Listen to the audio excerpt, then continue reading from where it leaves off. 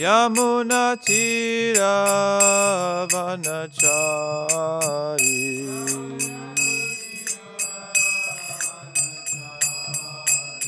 Jaya Radha Madhava Kunja Bihari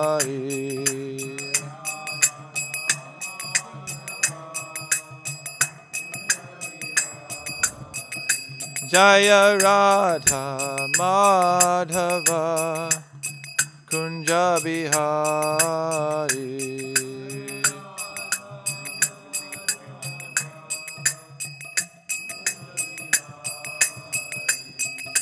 Gopi Jana Vallabha Girivaradari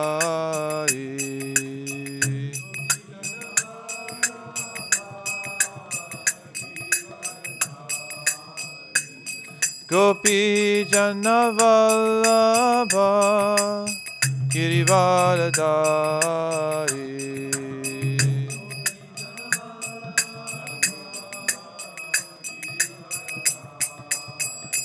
Jaya Radha Madhava Kunja Bihari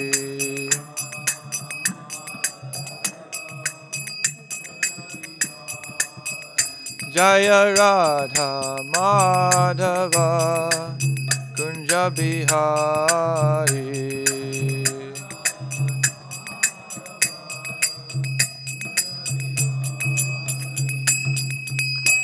Jai Om Vishnupad Paramahamsa Parivrajak Acharya Ashtota Sada Sri Srimad His Divine Grace A.C. Bhaktivedanta Swami Srila Prabhupada Ki Jai Jai Om Vishnupad Paramahamsa Parivrajak Acharya Ashtota Sada Sri Srimad Bhakti Siddhanta Saraswati Goswami Maharaj Prabhupada Ki Jai Ananta Koti Vaishnav Vrinda Ki Jai Namacharya Shilharidas Thakur Ki Jai Prem Segaho Shri Krishna Chaitanya Prabhu Nityananda Shri Advaita Gadadhar Shivas Adi Gaura Bhakta Vrinda Ki Jai Shri Shri Radha Krishna Gopa Gopina Shama Kund Radha Kund Giri Govardhan Ki Jai Vrindavan Dham Ki Jai Navadip Mayapur Dham Ki Jai Jagannath Puri Dham Ki Jai Bhakti Devi Ki Jai Tulasi Devi Ki Jai Yamuna Mai Ki Jai Ganga Mai Ki Jai Samaveta Bhakta Vrinda Ki Jai All glories to the Sama devotees Hare Krishna All glories to the Sama devotees Hare Krishna All glories to the Sama devotees Hare Krishna All glories to Sri Guru and Sri Gauranga All glories to Srila Prabhupada Padaya Krishna Prasthaya Bhutale Srimate Bhakti Vikasa Santane Om Namo Bhagavate Vasudevaya Om Namo Bhagavate Vasudevaya Om Namo Bhagavate Vasudevaya Okay, I'm going to chant my prayers before we begin. Speaking about these acharyas. Om Jnana Timirandasya Jnananjana Shalakaya Chakshur Unmilitam Yena Tasmai Shri Guruve Namaha Shri Chaitanya Manopishtam Stapitam Yena Bhutale Svayam Rupa Kadamahyam Dadati Svapadantikam Vande Ham Shri Guru Shri Utaf Padakamalam Shri Gurun Vaishnavamshta Shri Rupam Sagrajatam Sahagana Raghunatam Vitam Tam Sajivam Sadvaitam Savadutam Purijana Sahitam Krishna Chaitanya Devam Shri Radha Krishna Padan Sahagana Lalita Shri Vishakhan Vitam Shcha Hey Krishna Karuna Sindho Dina Bandho Jagapate Gopesha Gopika Kanta Radha Kanta Namostate Tapta Kanchana Gaurangi Radhe Vrindavaneshwari Vrishabhanu Sute Devi Pranamami Hari Priye Vanchakalpa Tribhyascha Kripa Sindhubi Evacha Patitanam Pavanebhyo Vaishnavebhyo Namo Namaha Nama Om Vishnupadaya Krishna Prasthaya Bhutale Srimate Bhakti Vikasa Swaminiti Namine Nama Om Vishnupadaya Krishna Prasthaya Bhutale Srimate Bhakti Vedanta Swaminiti Namine Namaste Saraswate Deve Gauravani Pracharine Nirvishesha Shunyavadi Paschatya Deshatarine Jai Shri Krishna Chaitanya Prabhu Nityananda Shri Advaita Gadadhar Srivas Adi Gaura Bhaktivinoda. Hare Krishna, Krishna Krishna, Hare Hare, Hare Rama, Rama Rama, Hare Hare. So there are quite a few festivals today. It's a very auspicious day. I'll just go ahead and start going through them to not waste any time. Hopefully we can cover a lot of ground. We'll start with Vasanta Panchami. So this is the festival that marks the beginning of spring traditionally in India. And it doesn't mean that spring is in full bloom, but it's the very beginning. And traditionally what happens is the deities are decorated with yellow dress. They wear yellow dress on this day to celebrate the beginning of spring. It's a nice time when the weather starts to get nicer and warmer. There's not so much to cover on that. So then the next one is Saraswati Puja. So this is, Saraswati is of course the goddess of learning and knowledge. And so, of course, the materialists, they worship her on this day, especially for mundane knowledge.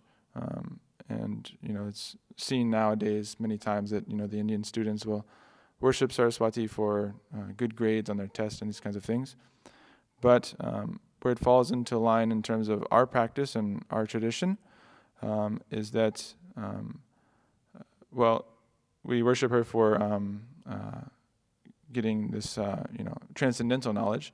And actually, this other great devotee that we're going to cover, Vishnu Priya Devi, she's said to be an incarnation of this, the transcendental knowledge potency. So just as Saraswati awards this mundane knowledge, or material knowledge, Vishnu Priya Devi awards transcendental knowledge. And also, within our line, of course, there's Bhaktisiddhanta Saraswati Thakur. So he is, there's this really nice passage here that Mahosa Prabhu shared with me, where speaking about how everything that Bhaktisiddhanta Saraswati Thakur spoke was actually, Saraswati, the goddess Saraswati was manifesting on his tongue as he was speaking Harikatha. So this is a very nice passage here. So his non-difference from Saraswati was evidence in his non-stop Harikatha. For the goddess Saraswati is also known as Vani or Vak, both meaning speech or message. And in her Shuddha manifestation is Harikatha, perpetually manifesting on Srila Bhaktisiddhanta Saraswati's tongue. Shuddha Saraswati empowered his words with the potency and sweetness of the spiritual energy. In an address during a Vyas Puja festival, Srila Saraswati Thakur himself indicated his identity with Shuddha Saraswati. On Gaura Shukla Panchami, the 5th day of the bright fortnight of Magha, the day of Saraswati Puja, which is today, children perform worship for the sake of gaining materialistic knowledge, aparavidya.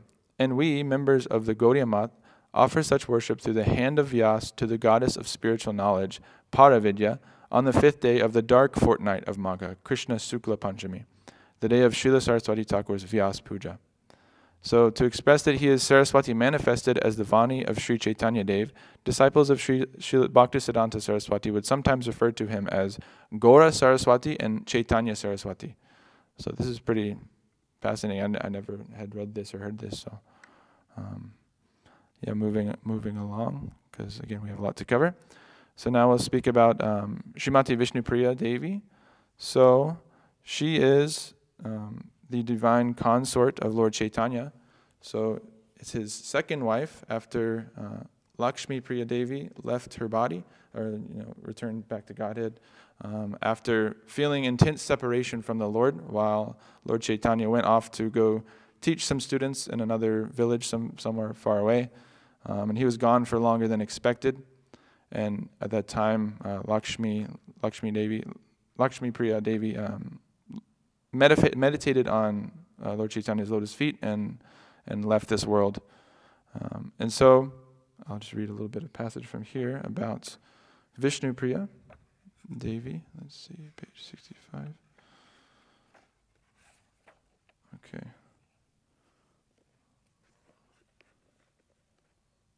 So this is a nice quote just about hearing about the marriage between Lord Chaitanya and Lakshmi Priya, or Vishnu Priya, as well as any marriage between any of Krishna's incarnations and his consorts, divine consorts. So, for the materialistic person, the marriage of a man and woman is the source of bondage. When the Lord marries in imitation of ordinary mortals, it becomes something quite different. It is a transcendental affair. By chanting and hearing about the union of the Supreme Lord with his divine potency, one is liberated from the material energy. And so another note about Vishnupriya Devi is that she is the Bhu Shakti of Chaitanya Mahaprabhu. And so Lakshmi Priya was Sri Devi, and this is Vishnupriya's Bhu Devi. Does anyone else know who else, what other consort of the Lord is Bhu Devi, or what other incarnation of the Lord?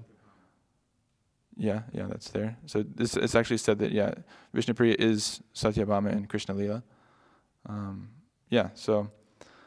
Here, this is again speaking a little bit about how this marriage came about. So Mahaprabhu's first wife, Lakshmi Priya, left the world prematurely.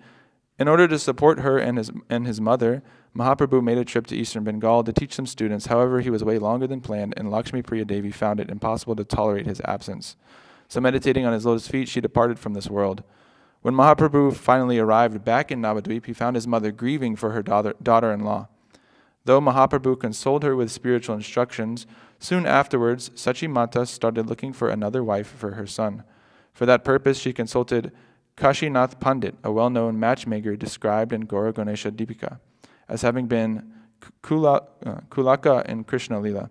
Kulaka was the Brahmin who was sent by Satyajit to arrange the marriage between his daughter Satyabhama and Krishna. Kashinath went to the court Pandit Sanatan Mishra to arrange for a marriage between Mahaprabhu and his daughter, the devotionally minded Vishnu Priya. Kashinath persuaded Sanatan Mishra with the following words: "Give your daughter to Vishvambar Pandit. It is a perfect combination. She alone is worthy of such a divine husband, while he deserves just such a pious and chaste wife.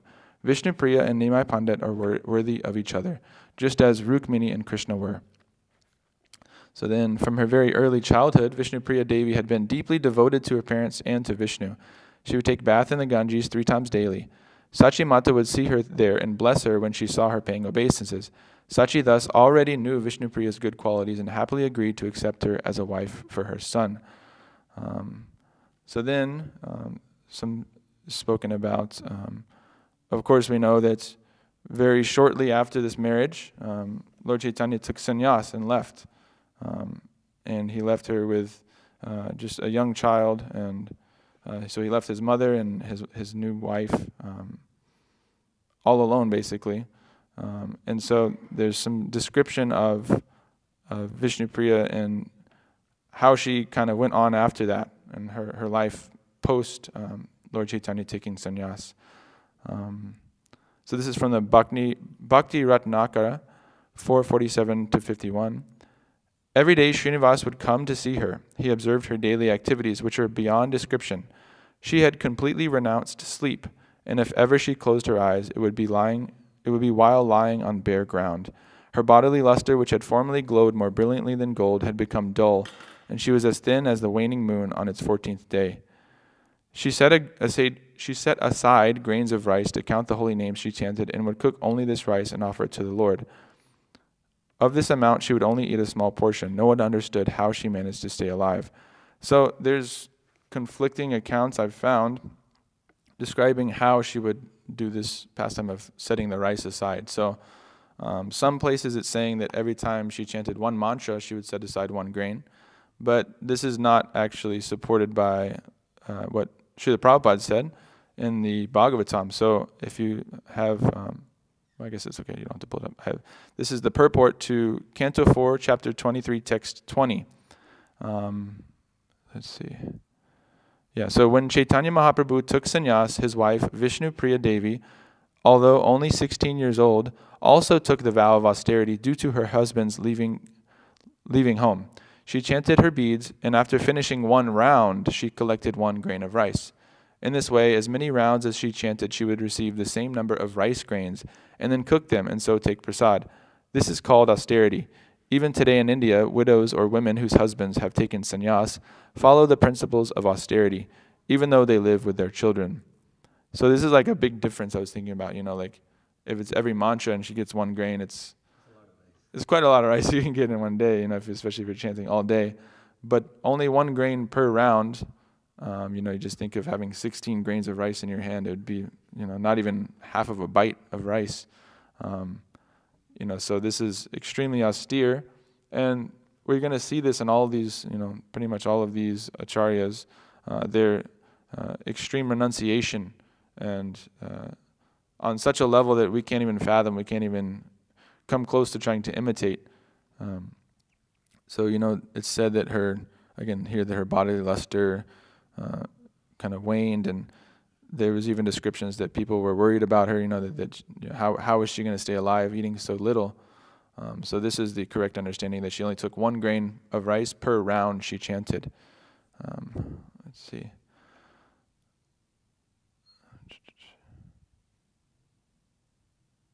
Yeah, okay. So we'll move on from that, again, because we're trying to use our time efficiently here. So, Srimati Vishnupriya Devi Ki Jai.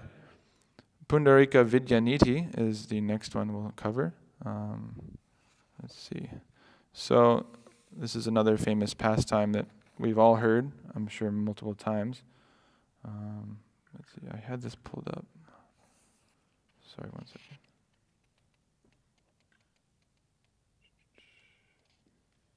Can you grab my phone right there? It's charging. Sorry. So Pundarik Vidyanidhi was a disciple of Madhavendra Puri, and he came to Navadvip, and he was living very opulently.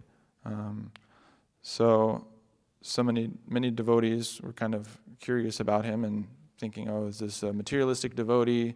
Who is he? And specifically, Gadadhar Pandit one day was taken to go see him.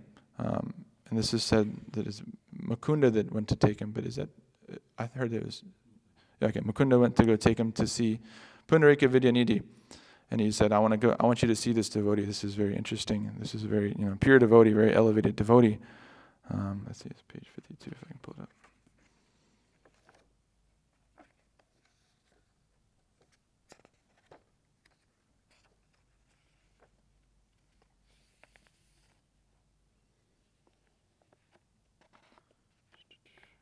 So, right, okay, so Gadadhar becomes Pundarik's disciple.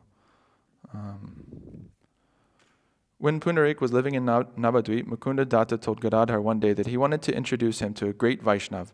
Srila Gadadhar Pandit Goswami was a brahmachari from childhood and extremely detached from the senses and ascetic in his lifestyle. When he saw Pundarik sitting on comfortable cushions covered in sheets as white as the foam of milk, and wearing very expensive clothes and perfumes, smoking from a hookah, and generally surrounded by all the trappings of a sensual lifestyle, he was unable to recognize him as a Vaishnav. Indeed, he felt let down. Mukunda could see from Gadadhar's face what was going through his head, and in order to bring out Pundarik's inner mood, he recited 2 verses from the Bhagavatam that ignited flames of love for Krishna. Aho bakiyam stana kalakutam jigham sayapayad apyasad vi lephe gatim datruchitam tatonyam kamva dayalum sharanam prapadye. How truly amazing! The sister of Bakasura, the evil Putana, was sent on a mission to kill Krishna. He drank the Kalakuta poison mixed with her breast milk, and despite her evil intentions, awarded her the position of a wet nurse as Ambika, Kilimba, and Goloka. Who is more merciful than he, that I should take shelter of him? Srimad Bhagavatam 3:2-23. And then the other one, Putana Loka Balagni Rakshasi Rudhirashana Jigham Sayapi Haraye Stanam Datvapasad Gatim. That Rakshasi Putana was a blood-drinking killer of infants. Even though she wanted to kill Krishna, she attained the auspicious goal of a nurse in Goloka because she had given him her breast milk to drink.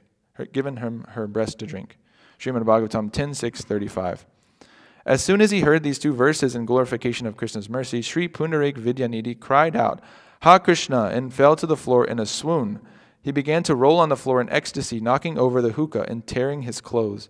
When he saw these transcendental symptoms of love on Pundarik's body, Gadadhar realized that he had committed an offense. which he began to regret. He decided that the only way to rid himself of this offense would be to take initiation from Pundarik, and he related this idea to Mukunda.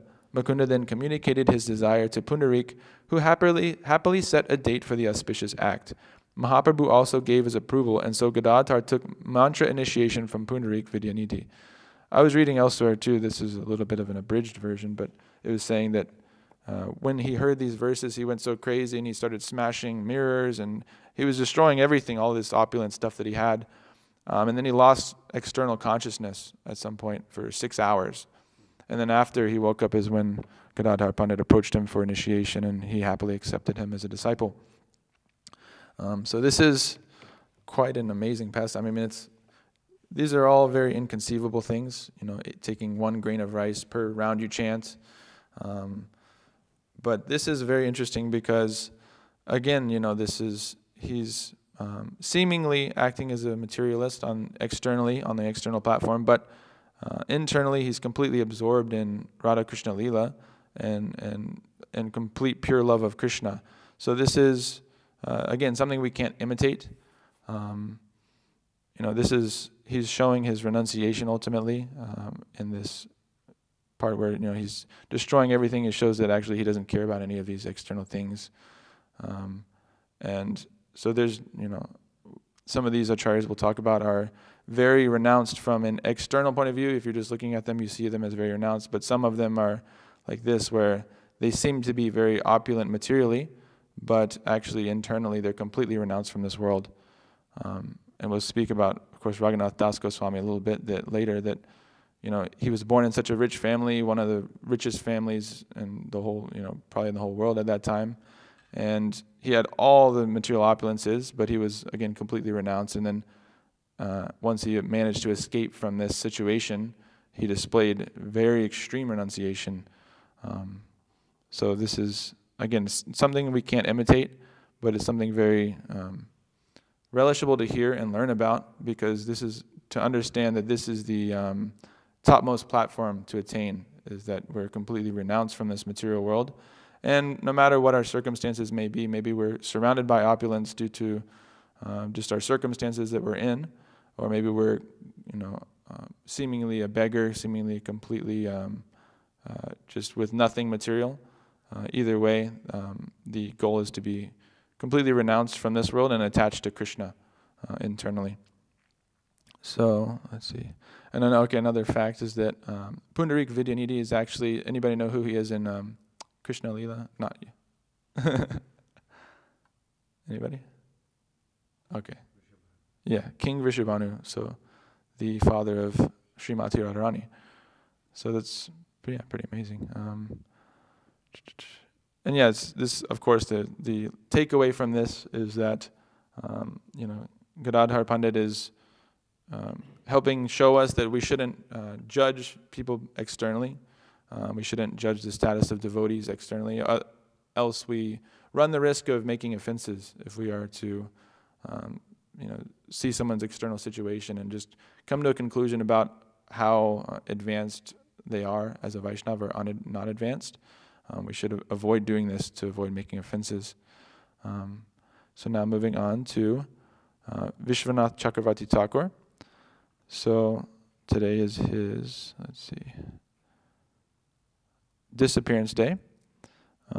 And he is an acharya who came, obviously he's spoken about quite a lot. He was extremely prolific in his writings.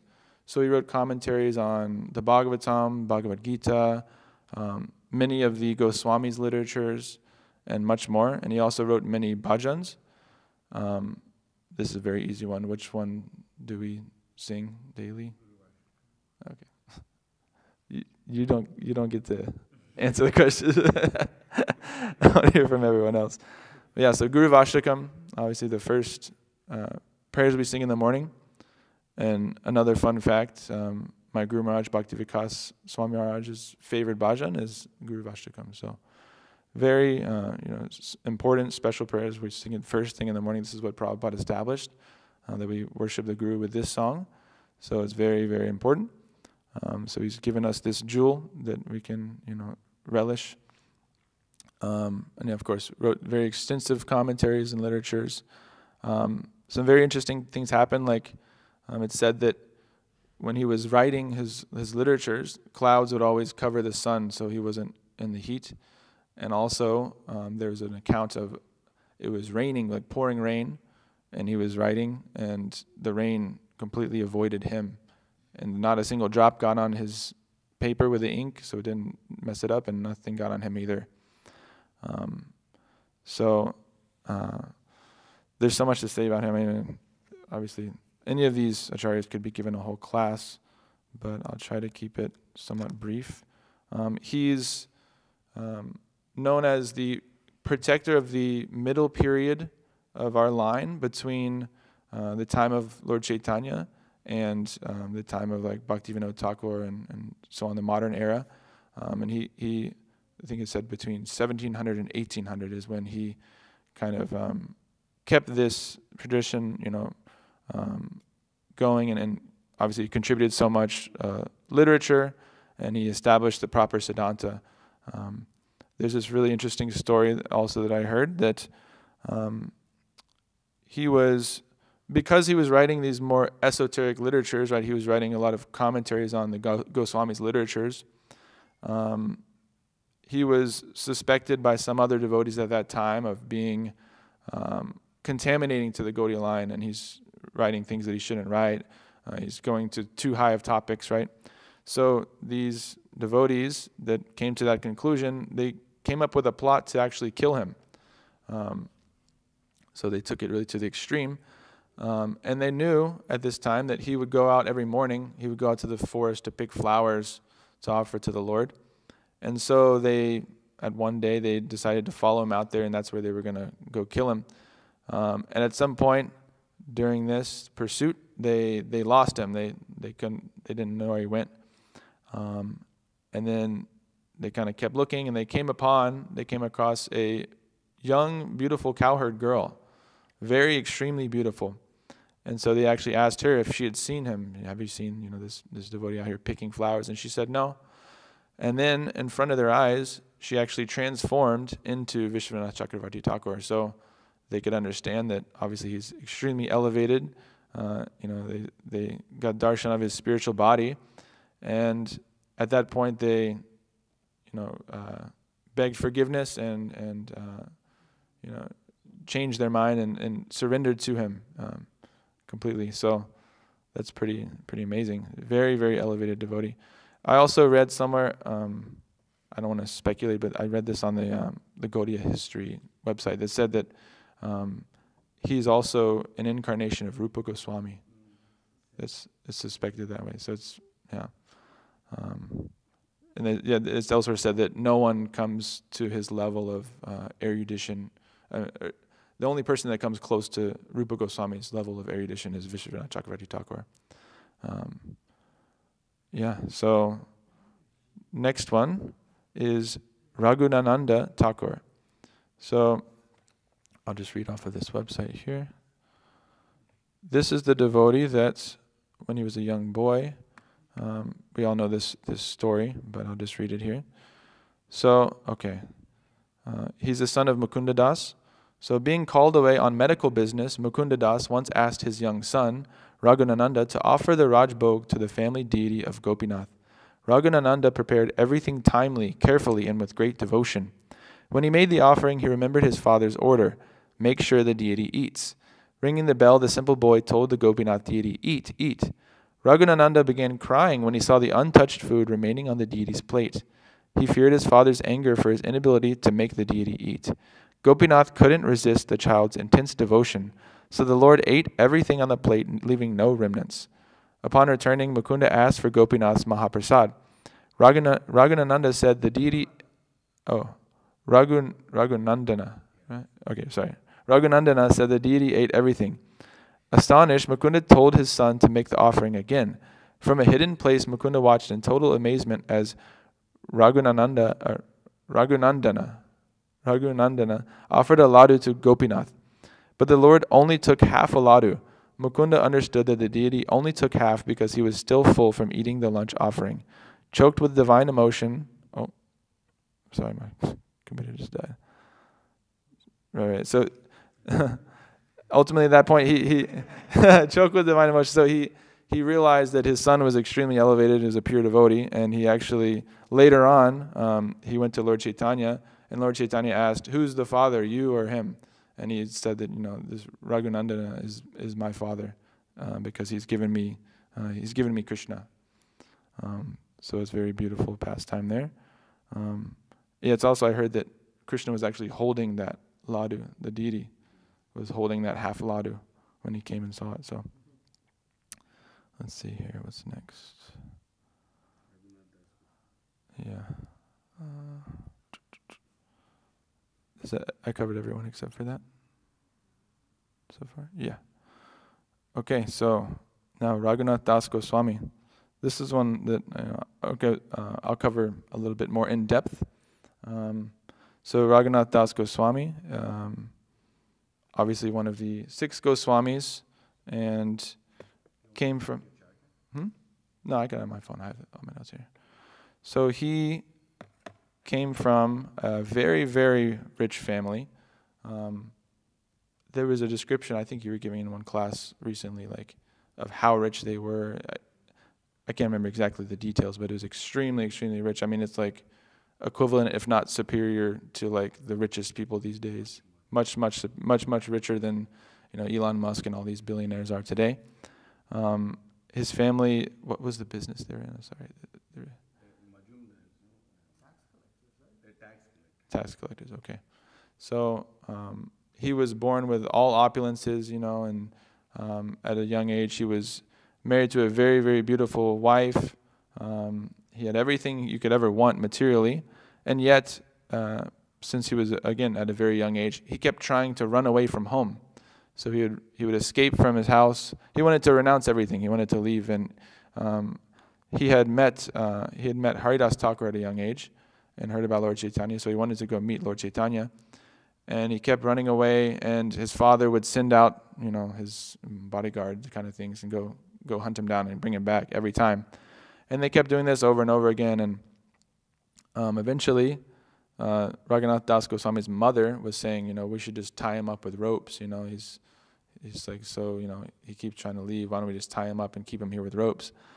And his father said, you think, tying him up with ropes will do something, but we have these, essentially these ropes of material enjoyment that, we've offered to him. We've offered him all opulences, the best facilities, the most beautiful wife. His wife is like an angel, and yet he's still not bound up by those ropes. So what makes you think that using physical ropes will do anything?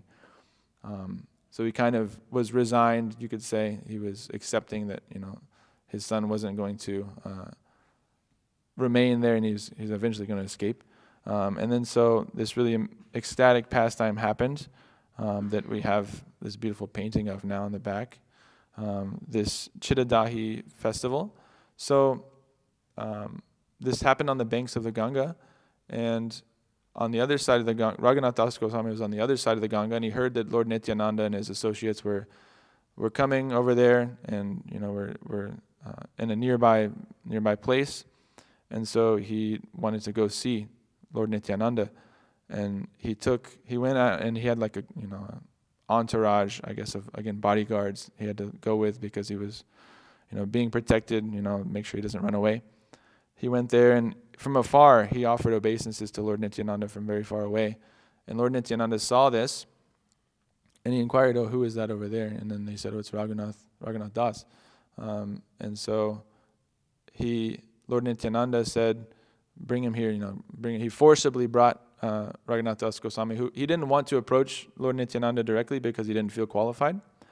But Lord Nityananda forced him, and he, as this beautiful painting that's in Mahotsa Prabhu's room, Raghunath Das Goswami is offering prostrated obeisances, and Lord Nityananda is putting his lotus foot on his head. So he gave him his mercy. And he was chastising him and joking with him, saying that you're a thief because you've tried to approach Lord Chaitanya without first coming through me. And so Raghunath Das Goswami got the mercy there, and Lord Nityananda said, okay, the punishment for your crime of your thievery is that you have to hold a big festival here today and feed all of these devotees and serve all of these devotees some prasad. So Raghunath Das Goswami, he decided to go to the nearby village, and they didn't have any like cooking facilities out there to make something for so many people. So he went to all the merchants and bought all the chipped rice and yogurt and bananas and other fruits and stuff. And he bought a bunch of big clay pots, and he brought it all out there, and they were serving it out to all the devotees. There was said to be so many people there that you can even see in the painting that some of the devotees had to stand inside the Ganga to honor the prasad because there was no room on the banks to sit.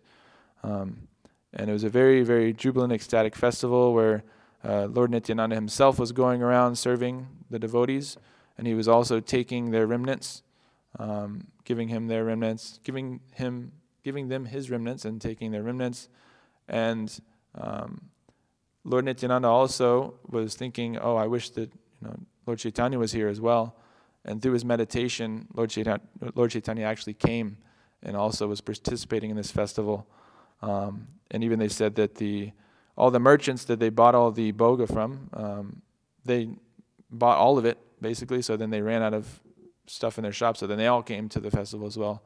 So the entire surrounding area just came and celebrated this festival, and it's very ecstatic, and so...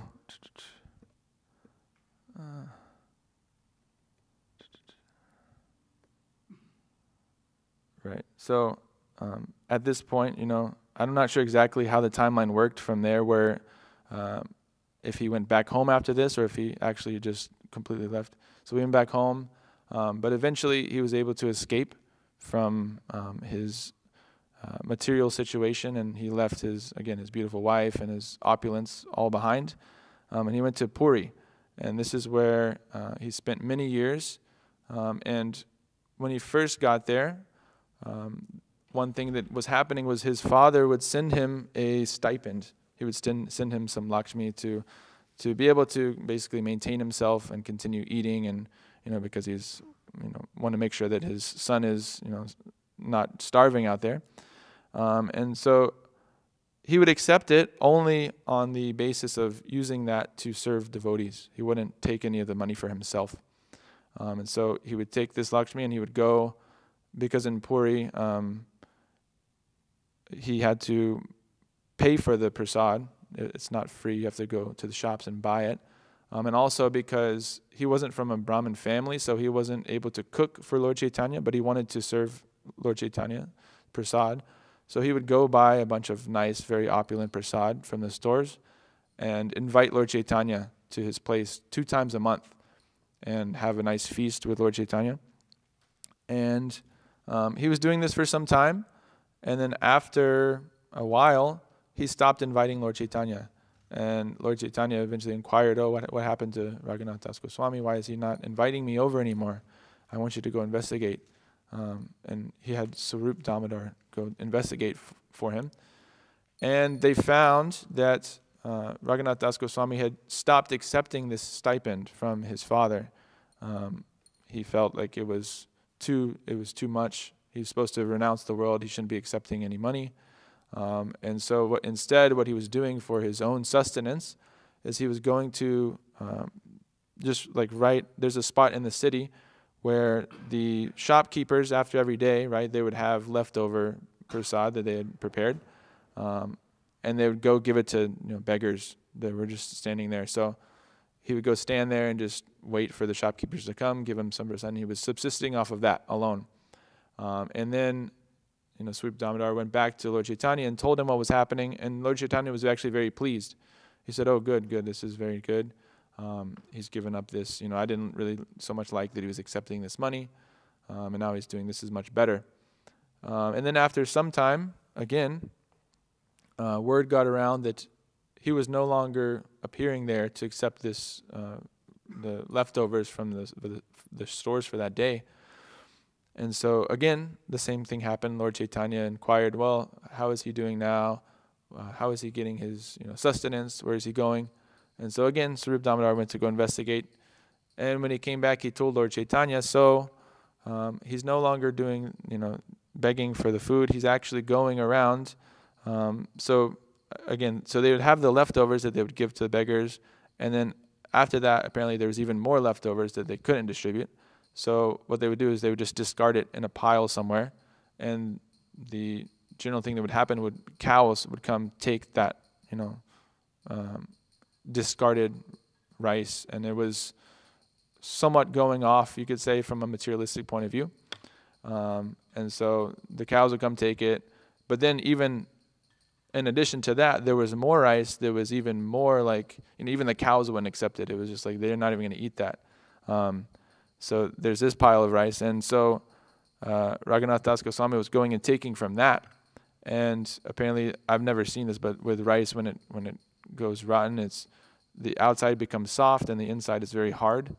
And so he would go and he would rinse off that soft part, and he would just have this very hard rice, and he was just taking that.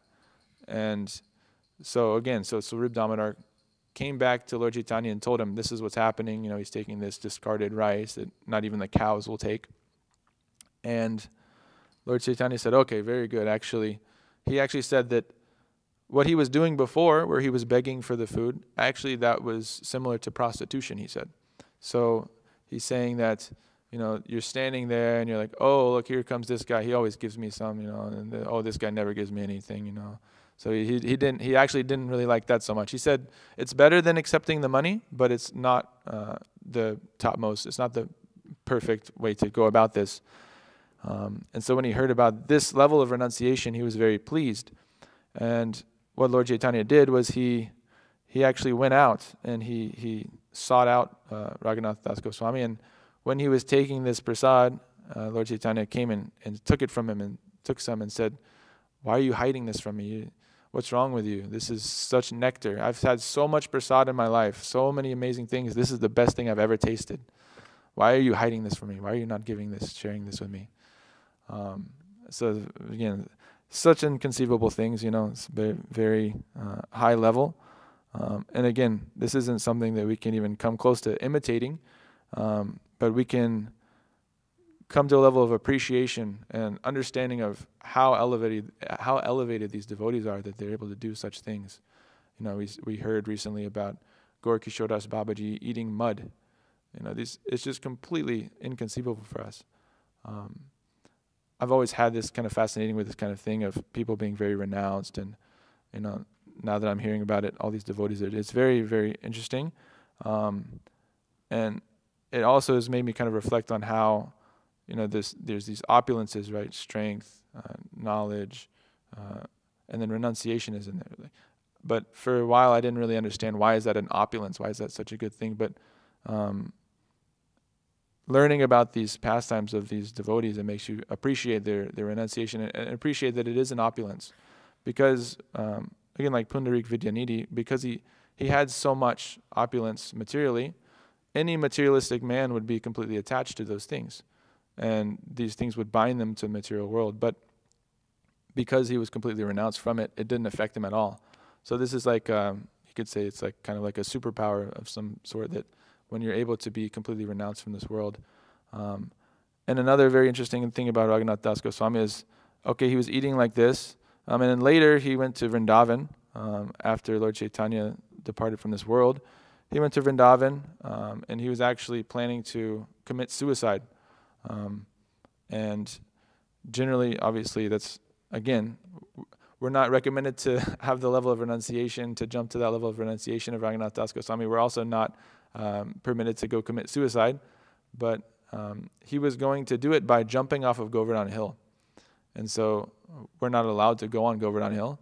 But apparently that's the only way that Vaishnavas are allowed to commit suicide, is by jumping off Govardhan Hill. But we're not allowed to go on Govardhan Hill, so we can't do it. So he was going there planning to do this, and Rupa and Sanatana Goswami forbade him from doing so. They said, no, you were there in Puri with Lord Chaitanya. We weren't there. You have to come and you have to tell us his pastimes. And so because of this, he would give kata, Gora kata, for 3 hours daily, it's said. And this formed a lot of the basis for the Chaitanya Charitamrita. So thanks to that, we have now these amazing pastimes to hear about. And so in Puri, he was eating this discarded rice, and then in Vrindavan, it said that he was now at this point he was only having 100 grams, which I think is very little, of buttermilk every day, just very small amount of buttermilk daily. Sometimes he wouldn't have anything, and he would only sleep 90 minutes a day, is what it said. And his body was obviously very, must be very emaciated, very skinny at this point. And there's this really interesting pastime where he was, obviously just going about his day, and he got very sick all of a sudden. And so some devotees were concerned about him. Why is he sick? What happened? So they sent a doctor to go see him, and the doctor at that time basically would just read the pulse. They would take a pulse, and through that they were able to understand the health condition of the patient. And so this doctor came and took his pulse and said, "Oh, he has indigestion. He's been overeating."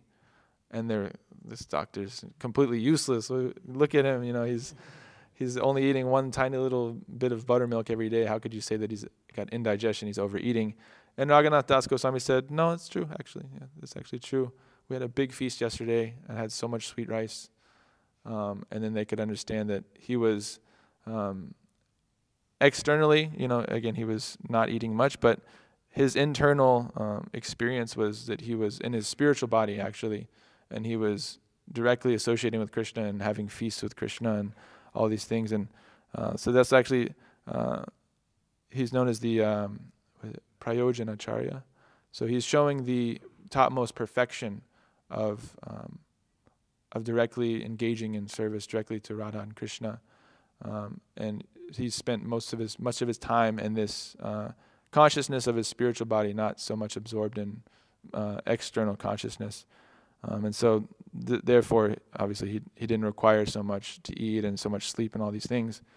And this is another important point, is that this is why we're not able to jump to this level of renunciation, because if we're not experiencing something like that, then simply just renouncing to this level will be in the mode of passion. It'll be a temporary thing, and we might be able to think we can fast for some time, or we can only eat something very austere. And it's seen with devotees sometimes that when they start and they want to be very renounced and very austere, but then after some time they go back and they indulge more and eat a lot of prasad, and then they come back to renunciation. It's kind of bogan tyag, we say.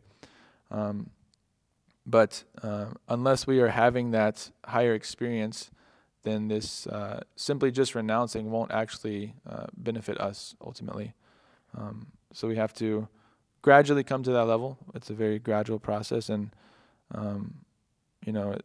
when we first come into Krishna consciousness, it's said we should eat up to our neck, and then over time we can slowly kind of control more. And it's, of course, we understand that only taking Krishna prasad is controlling the tongue, but after some time we have to kind of up that more and more, and maintain the body. Use it simply to maintain the body and keep the body healthy, and not overeat. Don't eat too much. Don't eat too little. Don't sleep too much. Don't sleep too little. And so that again, that should be slowly. We should slowly boil the milk in that regard over time. Let's see. Right. So Sri Raghunath Das Goswami's daily bhajan. So I found this pretty interesting. It included chanting 64 rounds, so 100,000 holy names, doing Manasi Seva in his spiritual body. So this is what I was speaking of. Manasi Seva is doing service in the mind, in his spiritual body. So this is part of his daily bhajan, is he's in his spiritual body and just in the mind doing his service. And again, that's how this came about, that he took all that sweet rice and it gave him indigestion. Worshipping Govardhan Shila, bathing thrice in Radhakund, offering 1,000 obeisances to Krishna, offering 2,000 to Vaishnavas and embracing them, resting 90 minutes and some days not at all. Keep in mind, however, when an eternal associate of the Lord externally rests, internally he continues serving. He ate only 1 leaf cup, 100 grams of buttermilk daily. There's another small point that what I guess this point that these deities, this Govardhan Shila, right? There's a Govardhan Shila, and then there's, I can't remember what it's called, but it's like Kunjamala. It's the lotus feet of Srimati Radharani, right? This says something like that. So these two deities that Raghunath Das Goswami worshipped were actually given to him directly by Lord Chaitanya. And then I think I read that Vishwanath Chakravarti Thakur also worshipped those deities. No, I think I read that as well. So let's see what else. Yeah, I'll just read this last quote and then I'll finish here for any questions. So Raghunath Das Goswami showed the esoteric method of engaging oneself in the loving service of Sri Sri Radha Krishna. Raghunath Das wrote and taught that the divine service of Srimati Radharani in Vrindavan is the topmost spiritual perfection. For this he was known as the Prayojana Acharya, the teacher who reveals the highest fulfillment in life. Srila Raghunath Das serves Sri Radha as Rati Mandri in Sri Vrindavan Dham. So yeah, that's another thing. All these different devotees you can learn about and see that their sarup is revealed and explained, that they're very intimate servants, intimate associates of the Lord and his consorts. So, yeah. Any questions or comments about all these acharyas I can take now? Any corrections?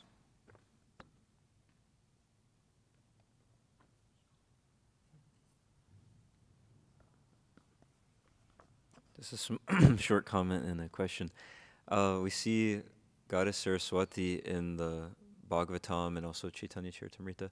She sometimes, well, the point is no one can say anything bad about Krishna. The demons, they try to like put him down and insult him, but then Saraswati gives the real meaning of their words and uses it as some sort of praise. So there's some nice examples of that in the Bhagavatam. The question I was wondering is, how do we understand the Pundarik Vidyanidhi pastime and like that whole idea of not like judging a devotee like externally? It's pretty confusing. Like what? Like, yeah. Yeah. I mean, it's difficult to understand. Again, like the pastimes of all these associates of Lord Chaitanya are very elevated, and generally, it's advised you shouldn't just brashly go in and judge someone based off of their external appearances. A Vaishnava, you should see them through their qualities and kind of understand them more. It doesn't mean that we shouldn't have any judgment or discernment. That's not the takeaway, but that we should do it intelligently and not brashly or like in like passion, like just seeing something one time and thinking something. It's extremely rare to see something like that, of course, given, that someone is seemingly very materialistic. He was chewing pan, and like. Yeah, what do you do all of that stuff? Why? Yeah. I don't know. Why does it? I don't know. All these very elevated pastimes. It's hard to know.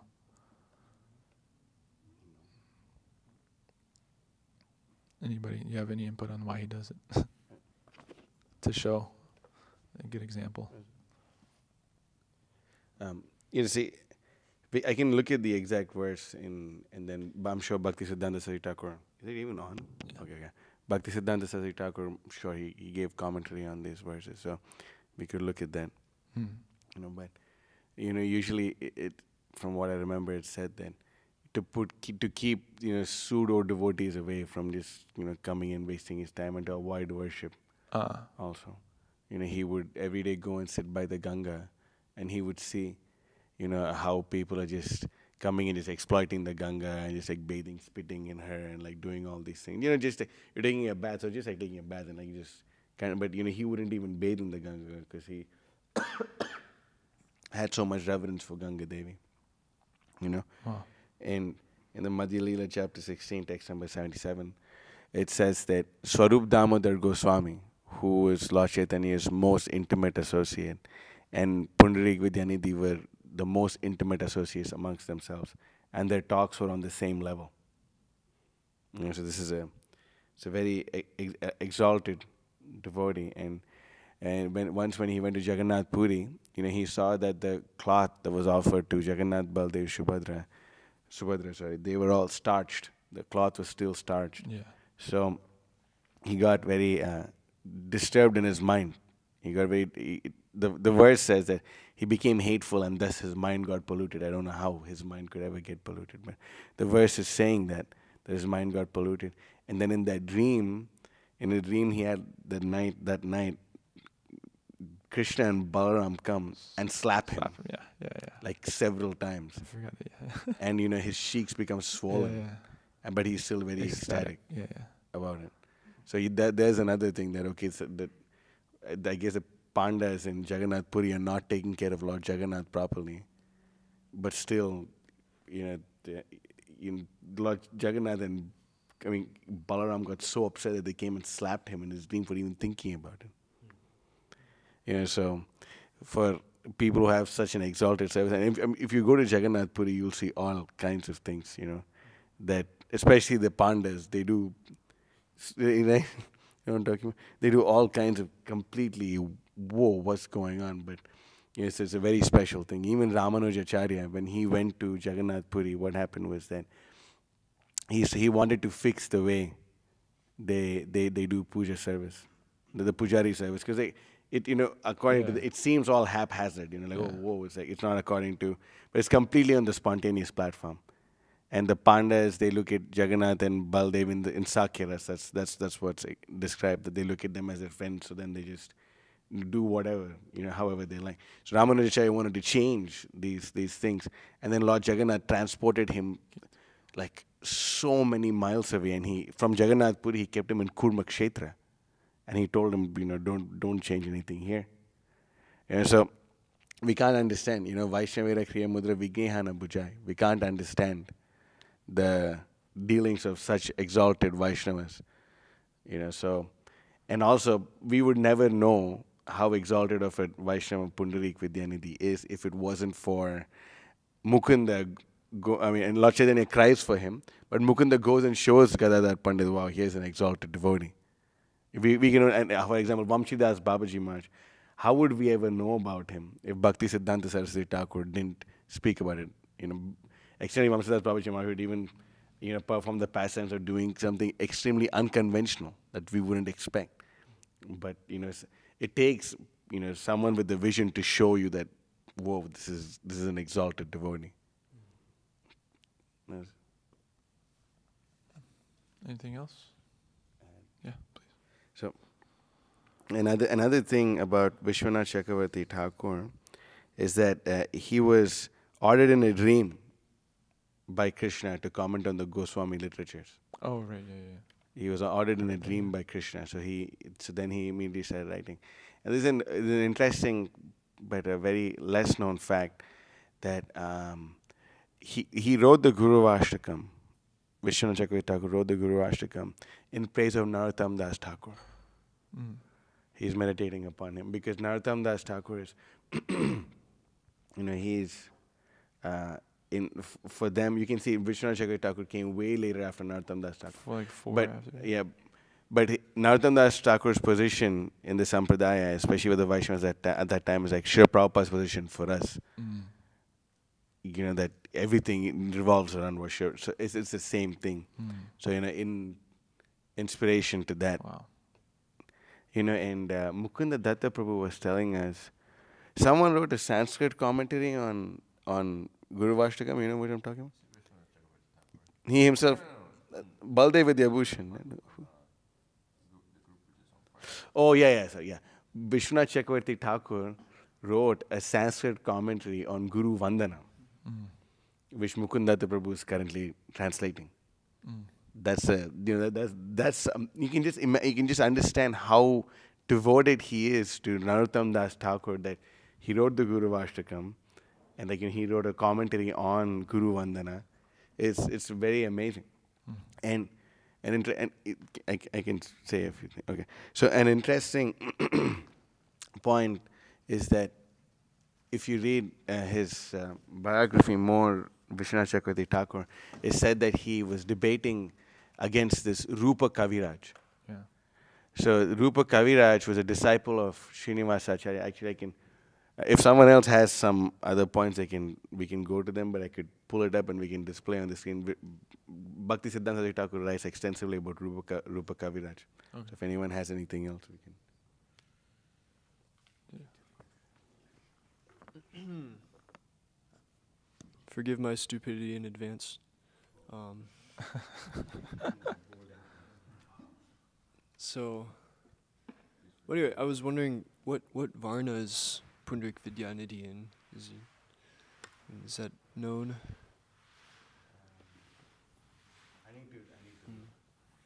I was just thinking, like, you see, like,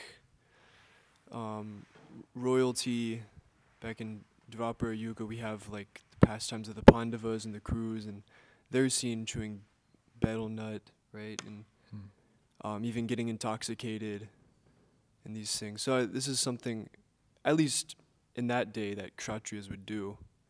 So I was just, I don't know. I was wondering, Pundarik Vidyanidhi, he's royalty, maybe he's Kshatriya, yeah.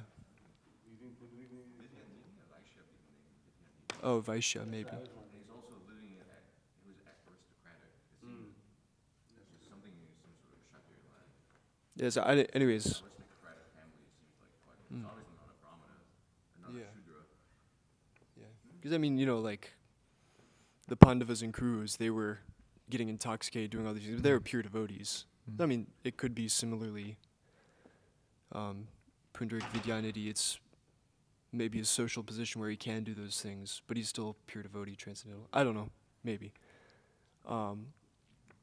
And I also wanted to ask, so Pundarik Vidyanidhi is the spiritual master of Gadadhar Pandit.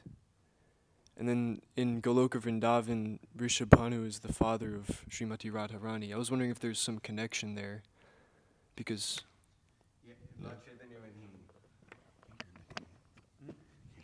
When Lord Chaitanya saw Pundarik Vidyanidhi, I mean, when Lord Chaitanya came to a particular area, he started crying, Pundarik, Pundarik, oh my father, Pundarik, and he starts crying.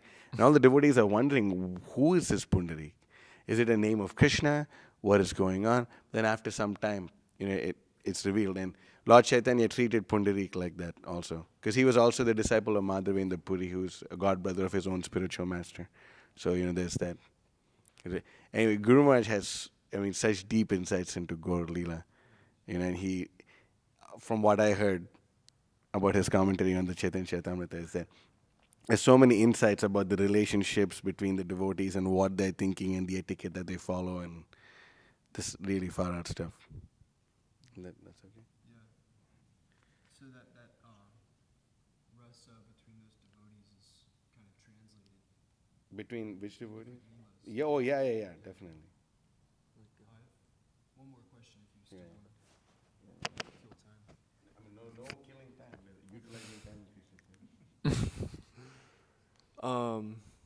So you were saying that Vishwanath Chakravarti Thakur, he's like on. So you said something along the lines of he can only be compared to the erudition of Rupa Goswami. But I remember hearing in a class recently that like Jiva Goswami is known as the most. That is about Rasa Tattva. You know, Rupa Goswami's Rasa literature. It's about Rasa Tattva. You know?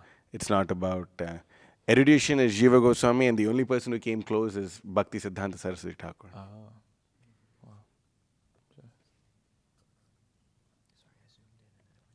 Go, Kiru. Thank you so much.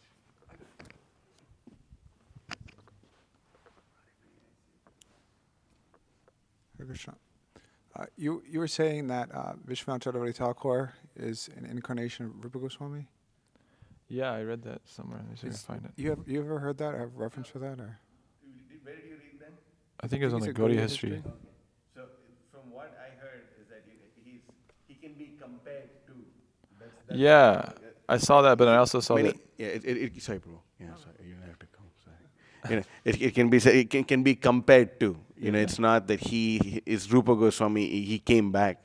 For example, it's compared to Srinivasa Acharya. People compare him to Lord Chaitanya, and sometimes they take it as far as saying that he was the reincarnation of Lord Chaitanya. You know, but We don't see it that way. We see that he is Who is that, you said? Srinivasacharya. Ah. So we see it in this line, in this light.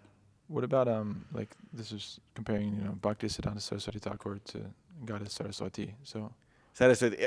Again, we cannot say that, oh, he's actually, Saraswati herself, because we can see that he's representing Saraswati so well that, okay, Sakshat Dharitune Samasta Shastra. So we also see that, but we know Bhaktisiddhanta Thakur is Nayanamani Manjari in the spiritual world. He revealed that to us. right, his non-difference, it says. His non-difference. Yeah. His non-difference, he's non-different, he and is. non-difference is a difference, right? Yeah, go ahead. One thing about Pundarik Vidyanidhi was a brahmana, actually. He was a brahmana, and he's from Chattogram, and there were like two brahmana groups there: the Rarhiya brahmanas from Radhadesh, and then there was the Varendra group of brahmanas. So he was part of the Varendra group of brahmanas, and they were like ostracized and like outcast by the ones from Radhadesh. So like he was a brahmana, but he was kind of like seen as like a lower caste brahmana. But anyway, he was a brahmana. That's his caste. Let me just get back on. Does it actually say on there, on that Gaudiya history? I'm looking for it now. Okay, you're looking for it. Okay. And we won't make my next comment unless you find that. Yeah, you can. But it's a general thing. Usually I don't really like, I don't, not just me, but just from what I've understood from like Prabhupada and a spiritual master, I don't really like accept like anything unless there's like some quote directly by it. Because, anyway, just to give an example, if you can find it, but nothing gets, you found it? Yeah. Okay, so what does it say exactly? Gaudiya authorities say that Sri Rupa Goswami is Vagdevatara, an incarnation of the god of speech, and Gaudiya Acaryas, especially among his direct disciples, believe that Vishwanath Chakravarti Thakur is an incarnation of Sri Rupa Goswami. Okay.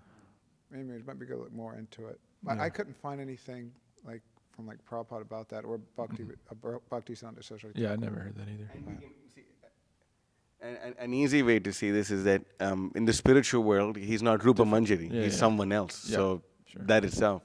The only thing which sometimes is confusing enough, when you read Chaitanya Chaitamrita, and one of the purpose, Prabhupada writes that Gopal Bhatta Goswami is Guna Manjari.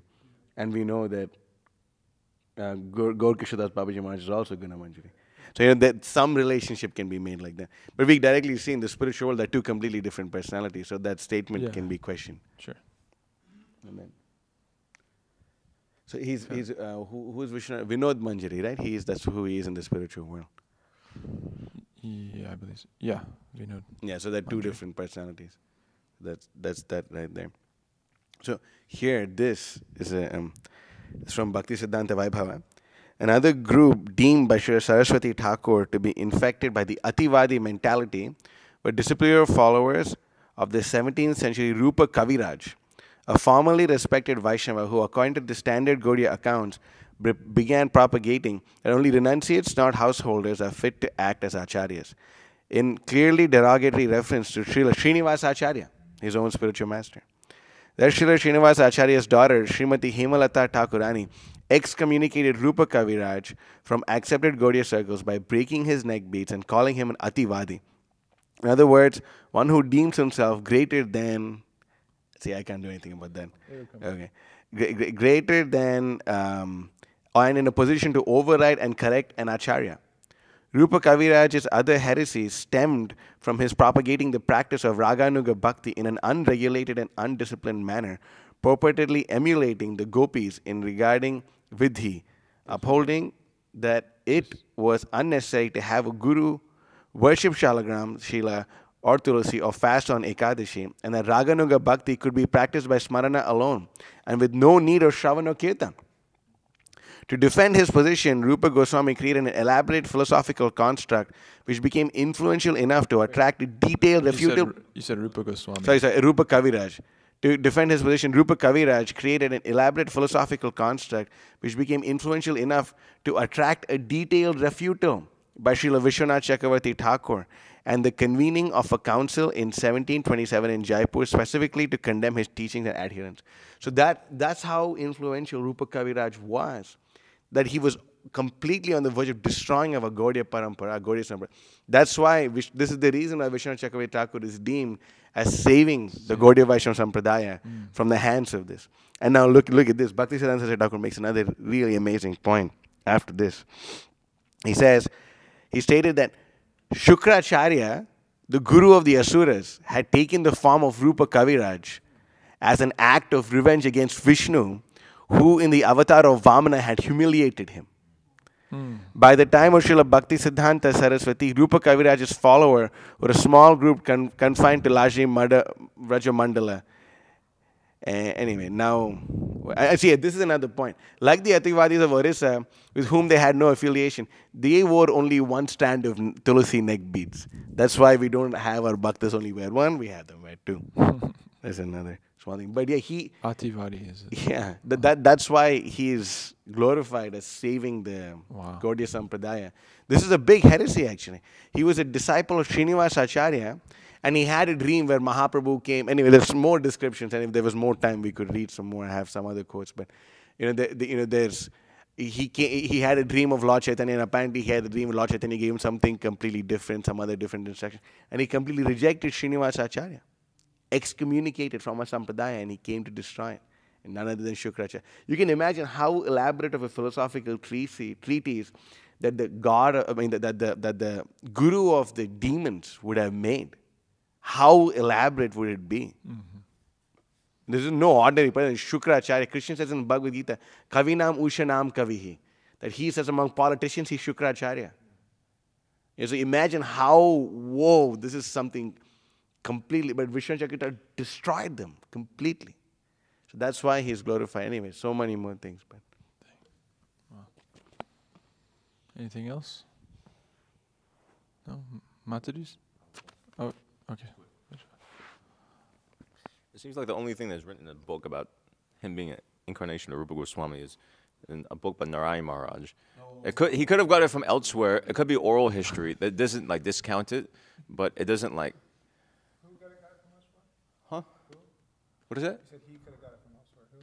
Narayan Maharaj, because other people. I just looked it up. It's coming from, this is Mahanidhi Swami. What's in there, that's from his book, The Gaudiya History. So it's it's pretty much, I didn't look at it completely, but most of the article is from his essay on, Vishwanath Chakravarti Thakur. And then, I don't know, maybe Gaudiya History is his website or something. But anyways, that's where I found that from, that he's the one that wrote that. Mahanidhi Swami. But anyways, I don't want to say anything. One thing is, most of these stories come through oral history. As like that's how that book was compiled. It's just like all of our stories about Prabhupada are through like oral history, and we accept them like that. But I guess like in terms of like what we accept, we have to like look at like whatever like the Acaryas like write and like propagate like that. So like that. most bona fide is Bhakti Ratnakar. That's what we use. Anyways, it's a book written by Narahari Chakravarti. That book is. Yeah, it was quoting it. It was quoting it in here. It's like like in that book specifically, at least what I saw, he wrote that like some people think that he's an incarnation of Rupa Goswami. Some people can like think like that. Also, you read in Chaitanya Charitamrita, Mahaprabhu was mentioning that some people think that this person is an incarnation of this person. Other people think that this person, but the thing is, that's being said by like an acharya in our line. So we accept that, even though it's like up for like debate and like it could be like argued by like other persons, but like we accept that like argument is like bona fide, basically. So Okay. Especially when it comes to Gaura, Mataji's may have something. They don't have anything. Matadis have anything? No. Okay. Okay. One thing. Especially in Gaurli, like there's usually there are two personalities. One person is to, for example, Advaita Acharya, and then I was even thinking, Lord Chaitanya's two intimate associates were Sarv Damodar Goswami and Ramananda Roy. So they say Ramananda Roy is Vishaka and Arjuna. So sometimes it's two conflicting things, but that we know because of Bhakti Ratnakar is bona fide, like Prabhuji and Kalki Prabhu was saying, unless we have our Acharya specifically mention it, We don't really know. Some people say like this, some people say like that. But what do the Acaryas say? That's our highest opinion. I mean, we have to use that discrimination. We were telling, I was saying that to you. We need a discrimination. It was kind of just what I was like saying before, because there's a whole thing, and Guru Maharaj like sent out, or I don't know if he sent out something, but anyways, there was like a whole thing about like Sukadeva Goswami, for instance, that he's in Krishna Leela, he's the parrot of like Radharani, but then there's like no like Shastra that like substantiates that. And so one devotee like did like an essay, and anyways, the point is that like that was like going around by like word of mouth, because like a couple like senior devotees were like saying that. But the point is that like there should be like some reference for that, and then that's the gauge, not that like we just read something or somebody tells us something, and then that's like bona fide. But there should be like some basis. And then if like he's saying there, the Acaryas may like say different things, but then we accept that because the Acaryas say it. Now, and he's saying like some Gaudiya Acaryas say like this and direct disciples, but then it's like who said that? So it's like that. Anyways, the point is that it should be like clear. Okay.